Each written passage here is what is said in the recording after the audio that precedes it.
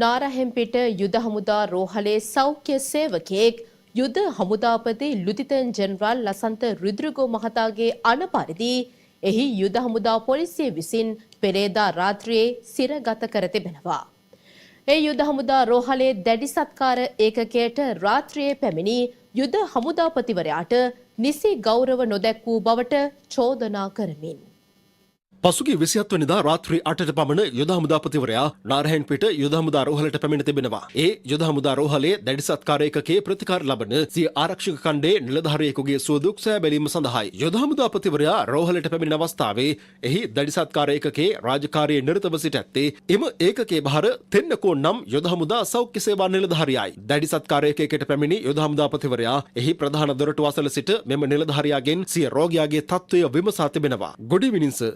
මගේ ලෙඩාගේ තත්ත්වය කොහොමද? ඔහුගේ තත්ත්වය තරමක් සතුටුදායකයි සර්. මට මේ විදිහට ඇතුළට එන්න පුළුවන්ද? බෑ සර්. සපත්තු ගලවලා ඕවර්ෝල් එක දාගන්න ඕනේ. තමුන් කොහොමද මට එහෙම කියන්නේ? මම මේ රටේ යුද හමුදාපති. තමුන් දැනගන්න ඕනේ යුද හමුදාපතිට නිසි ගෞරවය දීලා කතා කරන්න. තමුන්ට පුළුවන් ද යුද හමුදාපතිට නියෝග කරන්න, අරක කරන්න, මේක කරන්න කියලා. මෙලෙස පෞසමින් යුද හමුදාපතිවරයා එම අවස්ථාවේදී අදාළ පළපුරුදු සෞඛ්‍ය සේවකයාට දැඩි ලෙස බැනබැදී තිබෙනවා. එතනින් නොනවතුණු යුද හමුදාපති ලොතිනන් ජෙනරාල් ලසන්ත රොඩ්රිගෝ මහතා නාරහෙන්පිට යුද හමුදා රෝහලේ හමුදා පොලිසිය කැඳවා මෙම සෞඛ්‍ය සේවකයා අත්අඩංගුවටගෙන එහි ඇති සිරමැදිරේ සිර කරන ලෙසටත් නියෝග කර තිබෙනවා. ලොව ඕනෑම රෝහලක දැඩි සත්කාර ඒකකයේ ක්‍රියාත්මක වන නීති රීති ගොඩනගා ඇත්තේ එම සත්කාර ඒකකයේ තුල ජීවිතය අයදෙමින් ප්‍රතිකාර ලබා ගන්නා රෝගීන්ගේ ආරක්ෂාව වෙනුවෙන් මිස එම තත්ත්වය තේරුම් ගත නොහැකි මෙවැනි මුග්ධ නිලධාරීන්ගේ ඕනෑ එපාකම් පිරිමසා ගැනීමට නොවේ. යුද හමුදා වෛද්‍ය බලකාය සමග බරපතල පරිගැනීමක නිරතව සිටින වත්මන් යුද හමුදාපතිවරයා ඔහුගේ දිනචර්යාවේ